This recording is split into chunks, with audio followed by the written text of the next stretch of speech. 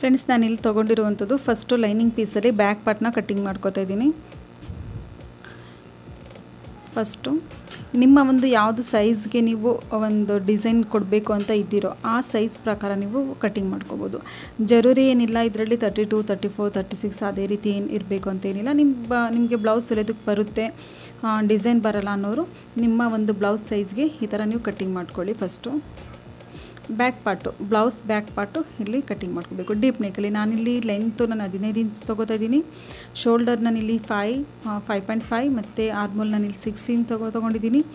ಮತ್ತು ಚೆಸ್ಟ್ 38ರ 4ನೇ ಭಾಗ 9.5 ಮತ್ತು ಆರ್ಮೋಲ್ ಹತ್ರ 1 ಇಂಚ್ ಇಲ್ಲಿಟ್ಟು ರೌಂಡ್ ಶೇಪ್ ಕೊಟ್ಟಿದ್ದೀನಿ. ಮತ್ತು 34 ಇಂಚ್ ಇಲ್ಲಿ ಸೊಂಟದ ಭಾಗ ಇದೆ, ಸೊಂಟದ ಸುತ್ತಳತೆ 8.5 4ನೇ ಭಾಗ ತೊಗೊಂಡೆ 1 ಇಂಚ್ ಟಕ್ಸ್ಗೆ ಮತ್ತು 2 ಇಂಚ್ ಅಥವಾ 1.5 ಇಂಚು ಎಕ್ಸ್ಟ್ರಾ ಮಾರ್ಜಿನು ಈ ಥರ ನೀವು ಕೊಟ್ಟು ಇವಾಗ ಡೀಪು ನಿಮಗೆ ಎಷ್ಟು ಡೀಪ್ ಬೇಕು. ಮತ್ತು ಇಲ್ಲಿ ಶೋಲ್ಡರ್ ಪಟ್ಟಿ ನಾನಿಲ್ಲಿ 3 ಇಂಚ್ ತೊಗೋತಾ ಇದ್ದೀನಿ. ಡೀಪ್ ಉಂಟಲ್ಲ, ನಿಮ್ಮ ಒಂದು ಬ್ಲೌಸ್ ಎಷ್ಟಿದೆಯೋ ಅಥವಾ ನೀವು ಹೊಲಿಯುತ್ತಾ ಇರುವಂಥ ಕಸ್ಟಮರ್ ಬ್ಲೌಸ್ ಎಷ್ಟಿದೆಯೋ ಅದ್ರ ಪ್ರಕಾರ ನೀವು ಡೀಪು ಮತ್ತು ವಿಡ್ತು ಎರಡೂ ಕೂಡ ನೀವು ತೊಗೋಬೋದು. ಈ ಥರ ತೊಗೊಂಡು ಈ ಥರ ಒಂದು ಶೇಪ್ ಕೊಡಿ. ನಂತರ ಇಲ್ಲಿ ಬ್ಯಾಕ್ ಟಕ್ಸ್ಗೆ ಎಷ್ಟು ನೀವು ವಿಡ್ತಿಂದ 4 ಮತ್ತು ಲೆಂತ್ 4 ಈ ಥರ ಕೊಟ್ಬಿಟ್ಟು ಲೈನ ಡ್ರಾ ಮಾಡ್ಕೊಳ್ಳಿ. ಡ್ರಾ ಮಾಡಿಕೊಂಡು ಇದು ನನ್ನ ಲೈನಿಂಗು ಫಸ್ಟು ನಾನು ಕಟ್ಟಿಂಗ್ ಮಾಡ್ತಾ ಇರುವಂಥದ್ದು. ಲೈನಿಂಗ್ನ ಈ ಥರ ಕಟ್ಟಿಂಗ್ ಮಾಡ್ಕೋಬೇಕು.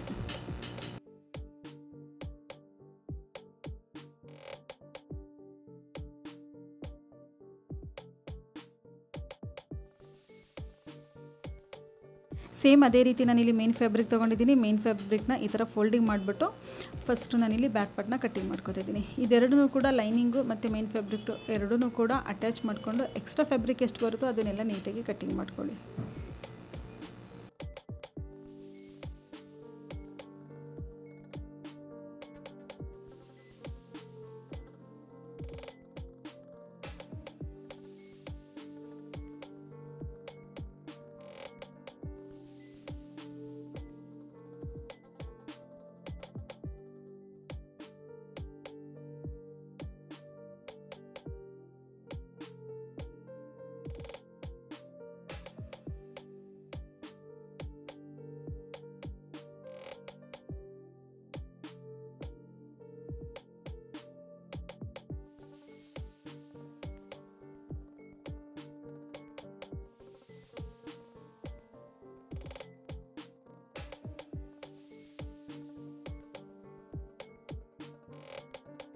ನಾನು ಮೊದಲೇ ಹೇಳಿದೆ ನಿಮಗೆ ಡೀಪ್ ಎಷ್ಟು ಬೇಕು ಮತ್ತು ವಿಡ್ತ್ ಎಷ್ಟು ಬೇಕು ಅದನ್ನು ನಾನಿಲ್ಲಿ ಕ್ಯಾನ್ವಾಸಲ್ಲಿ ಕಟ್ಟಿಂಗ್ ಮಾಡ್ಕೊತಾ ಇದ್ದೀನಿ. ನೀವು ಬೇಕಂದ್ರೆ ಇಲ್ಲ ಅಂತಂದರೆ ನೀವು ಇದನ್ನು ಸ್ಕಿಪ್ ಮಾಡ್ಬೋದು ಕ್ಯಾನ್ವಾಸ್ನ.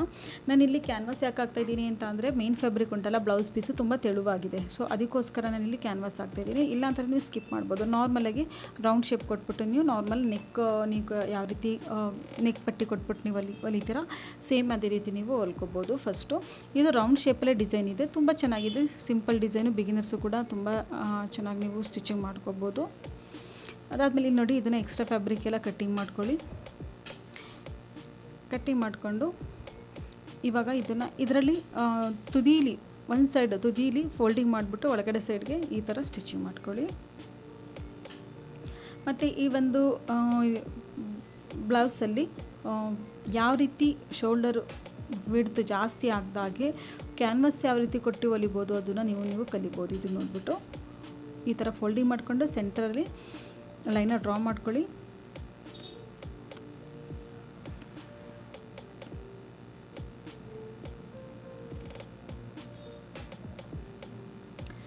ಮತ್ತು ಮೇನ್ ಫ್ಯಾಬ್ರಿಕಲ್ಲೂ ಕೂಡ ಸೇಮ್ ಇದೇ ರೀತಿ ಲೈನ ಡ್ರಾ ಮಾಡ್ಕೋಬೇಕು.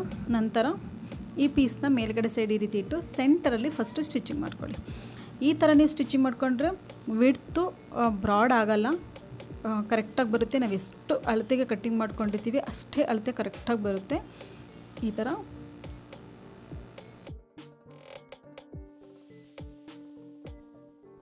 ಆದಷ್ಟು ತುದೀಲಿ ನೀವು ಸ್ಟಿಚಿಂಗ್ ಮಾಡ್ಕೋಬೇಕು. ಕ್ಯಾನ್ವಾಸ್ ಮೇಲೆ ಸ್ಟಿಚಿಂಗ್ ಮಾಡ್ಕೊಳ್ಳೋಕೆ ಹೋಗಬಾರ್ದು.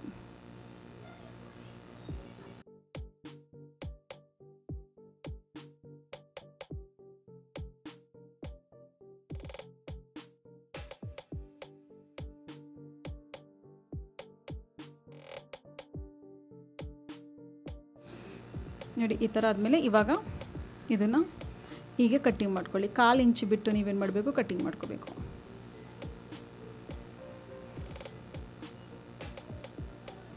ಕಟ್ಟಿಂಗ್ ಮಾಡ್ಕೊಂಡಾದ್ಮೇಲೆ ಸಣ್ಣ ಸಣ್ಣದಾಗಿರಲಿ ಕಟ್ಕೊಡಿ.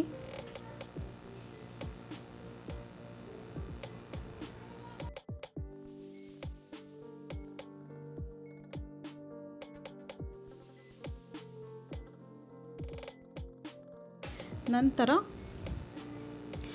ಇವಾಗ ಕ್ಯಾನ್ವಾಸ್ ಮೇಲ್ಗಡೆಗೆ ದಾಪ್ ಸ್ಟಿಚಿಂಗ್ ಅಂತ ಅಂದ್ಬಿಟ್ಟು ಒಂದು ಹೊಲಿಗೆ ಹಾಕಬೇಕು.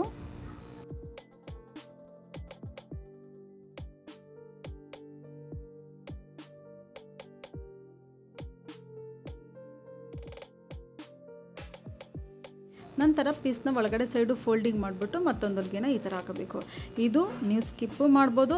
ನಿಮಗೆ ಕ್ಯಾನ್ವಾಸ್ ಇಷ್ಟ ಇಲ್ಲ ಅಂತ ಅಂದರೆ ಕ್ಯಾನ್ವಾಸ್ ಇಲ್ಲದೇ ಕೂಡ ನೀವು ನೆಕ್ ಪಟ್ಟಿನ ಇದನ್ನು ರೌಂಡ್ ಶೇಪಾಗಿ ನೀವು ಫಿನಿಶಿಂಗ್ ಮಾಡ್ಕೋಬೋದು. ಫಿನಿಶಿಂಗ್ ಮಾಡ್ಕೊಂಡಾದ್ಮೇಲೆ ಇವಾಗ ನೆಕ್ಸ್ಟು ಡಿಸೈನ್ ಸ್ಟಾರ್ಟ್ ಆಗುತ್ತೆ.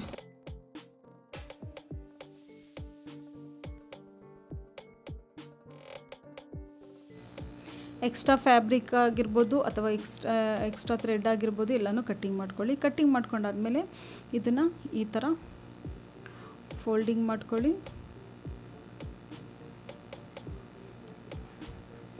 ಇಲ್ಲಿ ಬೇಕಂದರೆ ನೀವು ಇಲ್ಲಿ ಬ್ಯಾಕ್ ಟಕ್ಸ್ ಉಂಟಲ್ಲ, ಈ ಟಕ್ಸ್ನ ನೀವು ಫಸ್ಟೇ ಸ್ಟಿಚಿಂಗ್ ಮಾಡ್ಕೋಬೋದು.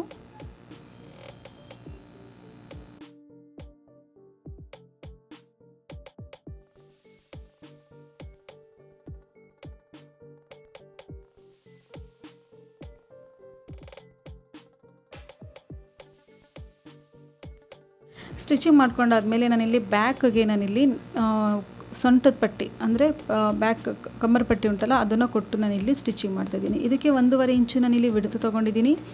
ಒಂದು ಸೈಡು ಫೋಲ್ಡಿಂಗ್ ಮಾಡಿಬಿಟ್ಟು ಸ್ಟಿಚಿಂಗ್ ಮಾಡ್ಕೋಬೇಕು.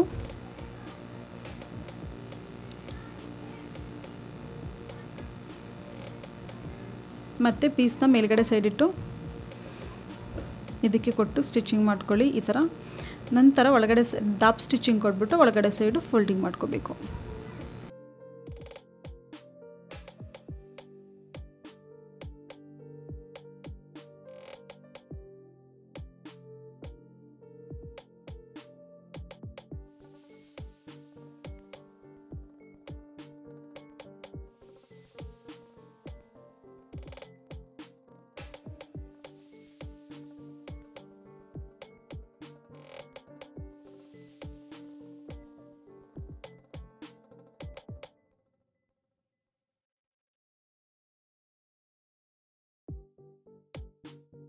ಇಷ್ಟು ಕಂಪ್ಲೀಟ್ ಆಗಿದೆ.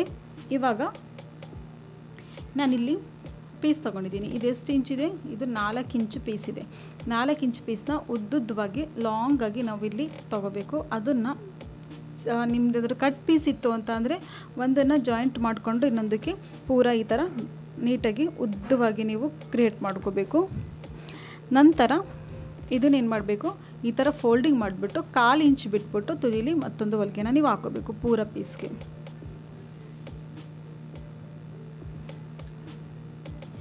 ಈ ಥರ ಪೂರ ಪೀಸ್ಗೆ ನೀವು ಸ್ಟಿಚಿಂಗ್ ಮಾಡ್ಕೋಬೇಕಾಗುತ್ತೆ.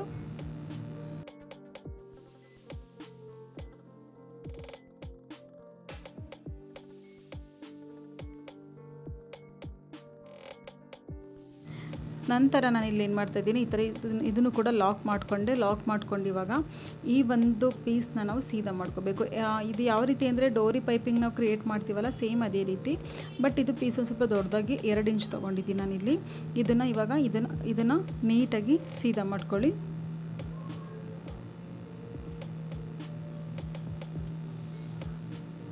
ಸೀದಾ ಮಾಡಿಕೊಂಡು ಈ ಥರ ಈ ಪೀಸ್ನ ಪ್ರೆಸ್ ಮಾಡ್ಕೊಳ್ಳಿ.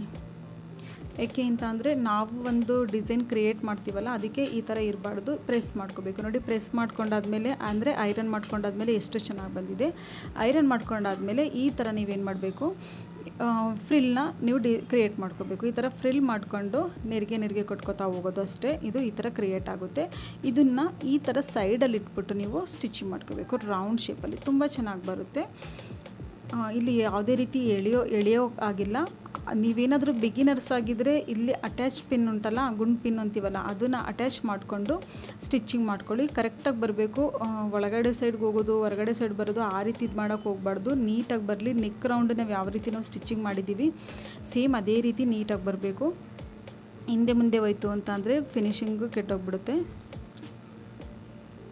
ಇಷ್ಟಾದಮೇಲೆ ಎಕ್ಸ್ಟ್ರಾ ಇದ್ದರೆ ಅದನ್ನು ಕಟ್ಟಿಂಗ್ ಮಾಡ್ಕೊಳ್ಳಿ.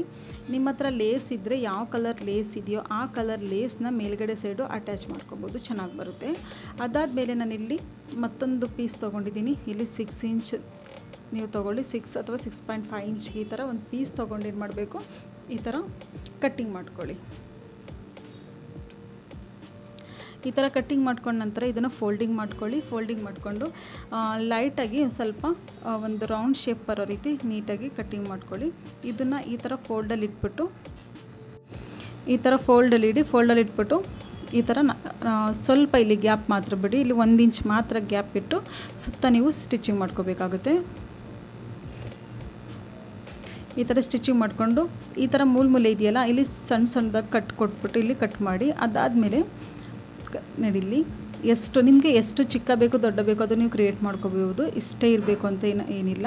ಇದನ್ನು ಇಲ್ಲಿ ನಾವು 1 ಇಂಚ್ ಗ್ಯಾಪ್ ಇಟ್ಟಿದ್ದೀವಲ್ಲ, ಇದರೊಳಗಡೆ ಹಾಸಿ ನಾವೇನು ಮಾಡಬೇಕು, ಈ ಬಟ್ಟೆನ ಸೀದಾ ಮಾಡ್ಕೋಬೇಕು. ಸೀದಾ ಮಾಡ್ಕೊಂಡಾದಮೇಲೆ ನೋಡಿ ಈ ಥರ ನೀಟಾಗಿ ಮೂಲೆಯಲ್ಲೆಲ್ಲ ನೀಟಾಗಿ ಸೀದಾ ಮಾಡ್ಕೊಳ್ಳಿ. ಸೀದಾ ಮಾಡ್ಕೊಂಡು ಇದನ್ನು ಪ್ರೆಸ್ ಮಾಡಿಕೊಂಡ್ರು ಕೂಡ ಇನ್ನೂ ಅಂದರೆ ಫಿನಿಶಿಂಗ್ ಚೆನ್ನಾಗಿ ಬರುತ್ತೆ. ನೀವು ಯಾವುದೇ ಒಂದು ಡಿಸೈನ್ ನೀವು ಕ್ರಿಯೇಟ್ ಮಾಡಬೇಕಾದ್ರೂ ಅವಾಗ ಇದನ್ನು ಪ್ರೆಸ್ ಮಾಡಿಕೊಂಡ್ರು ಪೀಸ್ನ ಚೆನ್ನಾಗಿ ಬರುತ್ತೆ. ಮತ್ತು ಉಳಿದಿರೋ ಪೀಸ್ ಉಂಟಲ್ಲ, ಇದನ್ನು ಈ ಥರ ಕಟ್ಟಿಂಗ್ ಮಾಡ್ಕೊಳ್ಳಿ. ಕಟ್ಟಿಂಗ್ ಮಾಡಿಕೊಂಡು ಈ ಥರ ಕ್ರಾಸಾಗಿ ನೀವು ಒಂದು ಸ್ವಲ್ಪ ಇದನ್ನು ಸ್ಟಿಚಿಂಗ್ ಮಾಡ್ಕೋಬೋದು.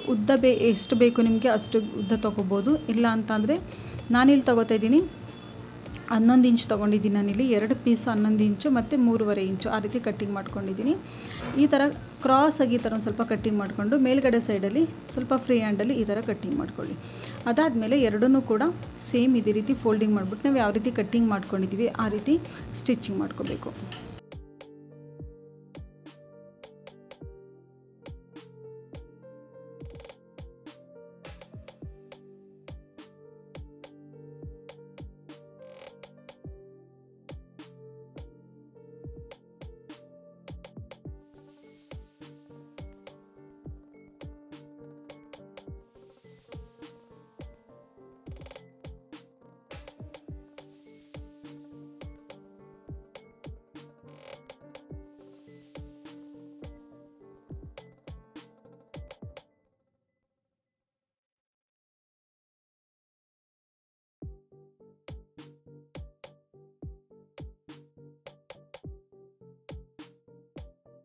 ಈ ಎರಡು ಪೀಸನ್ನು ಕೂಡ ಇವಾಗ ಸೀದಾ ಮಾಡ್ಕೋಬೇಕು.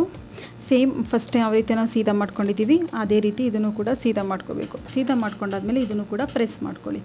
ಮೊದಲೇ ಹೇಳಿದೆ ಆವಾಗ ನೀವು ಹೊಲ್ದಿರುವಂಥ ಒಂದು ಪೀಸಸ್ ಉಂಟಲ್ಲ ಅದನ್ನೆಲ್ಲ ನೀಟಾಗಿ ಪ್ರೆಸ್ ಮಾಡ್ಕೊಳ್ಳಿ, ಅಂದರೆ ಐರನ್ ಮಾಡ್ಕೊಳ್ಳಿ. ಫಿನಿಶಿಂಗ್ ತುಂಬ ಚೆನ್ನಾಗಿ ಬರುತ್ತೆ. ಇಷ್ಟಾಯಿತು. ಇದನ್ನೆಲ್ಲ ನೀಟಾಗಿ ತುದಿ ಉಂಟಲ್ಲ ಅದನ್ನೆಲ್ಲ ನೀಟಾಗಿ ನೋಡಿ ಪ್ರೆಸ್ ಮಾಡಾದ್ಮೇಲೆ ಇಷ್ಟು ಚೆನ್ನಾಗಿ ಬಂತು.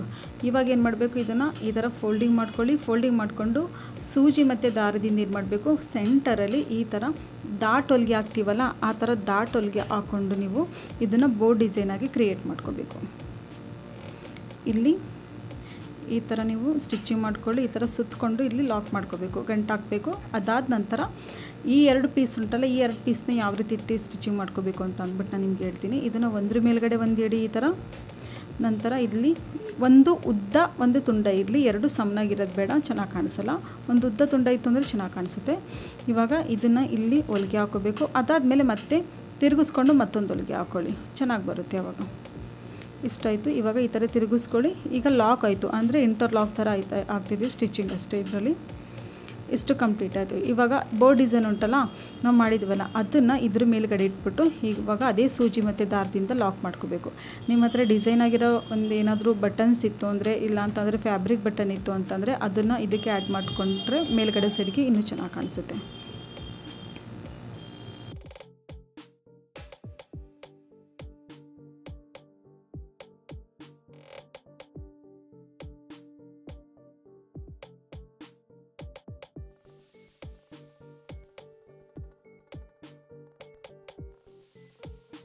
ನೋಡಿ ಇಲ್ಲಿಗೆ ಬಟನ್ ಆ್ಯಡ್ ಮಾಡಿ ಇನ್ನೂ ಚೆನ್ನಾಗಿ ಕಾಣಿಸುತ್ತೆ. ಅದಾದ ನಂತರ ಈ ಬ್ಲೌಸ್ಗೆ ಇಲ್ಲಿ ಈ ಸೊಂಟದ ಭಾಗದಲ್ಲಿ ಈ ಥರ ನೀವು ಅಟ್ಯಾಚ್ ಮಾಡ್ಕೋಬೇಕು. ಅಂದರೆ ಸೂಜಿ ದಾರದಿಂದ ನೀವು ಇಲ್ಲಿ ಹೊಲಿಗೆ ಹಾಕೋಬೇಕು. ನಾನಿಲ್ಲಿ ಮೊದಲೇ ಹೇಳಿದ್ದೆ, ಮಧ್ಯದಲ್ಲಿ ಈ ಫ್ರಿಲ್ ಉಂಟಲ್ಲ, ಫ್ರಿಲ್ ಮಧ್ಯದಲ್ಲಿ ಲೇಸ್ ಆ್ಯಡ್ ಮಾಡಿಕೊಂಡ್ರೆ ತುಂಬ ಚೆನ್ನಾಗಿ ಕಾಣಿಸುತ್ತೆ ಅಂಥೇಳಿ. ಆದಷ್ಟು ದಪ್ಪವಾಗಿರೋ ಲೇಸ್ನ ನೀವು ಆ್ಯಡ್ ಮಾಡಬೇಡಿ, ಚೆನ್ನಾಗಿ ಕಾಣಿಸಲ್ಲ. ಸಣ್ಣ ಲೇಸು ಅಂದರೆ ಓನ್ಲಿ 1/4 ಇಂಚ್ ಇದಿರುತ್ತಲ್ಲ ಆ ಲೇಸ್ ಮಾತ್ರ ನೀವು ಅಟ್ಯಾಚ್ ಮಾಡಿ ಚೆನ್ನಾಗಿ ಕಾಣಿಸುತ್ತೆ. ಸಿಂಪಲಾಗಿ ಗ್ರ್ಯಾಂಡ್ ಲುಕ್ ಕೊಡುವಂಥ ಒಂದು ಡಿಸೈನ ನೀವು ಹೊಲಿಬೇಕು ಅಂತ ಅಂದರೆ ಇದು ತುಂಬ ಚೆನ್ನಾಗಿ ಕಾಣಿಸುತ್ತೆ. ಈ ಒಂದು ಡಿಸೈನು ಟ್ರೈ ಮಾಡಿ, ನಿಮ್ಗೆ ಇಷ್ಟ ಆಗಿದರೆ ಕಮೆಂಟಲ್ಲಿ ತಿಳಿಸಿ. ಹಾಗೆ ವಿಡಿಯೋ ಇಷ್ಟ ಆಗಿದರೆ, ಡಿಸೈನ್ ಇಷ್ಟ ಆಗಿದ್ರು ಕೂಡ ಲೈಕ್ ಮಾಡಿ. ಫಸ್ಟ್ ಟೈಮ್ ಏನಾದರೂ ನನ್ನ ಚಾನಲ್ ವಿಸಿಟ್ ಆಗಿದ್ದರೆ ಸಬ್ಸ್ಕ್ರೈಬ್ ಮಾಡಿಕೊಂಡು ಪಕ್ಕದಲ್ಲಿರುವಂಥ ಬೆಲ್ಲೈಕನ್ನು ಕೂಡ ಪ್ರೆಸ್ ಮಾಡಿ.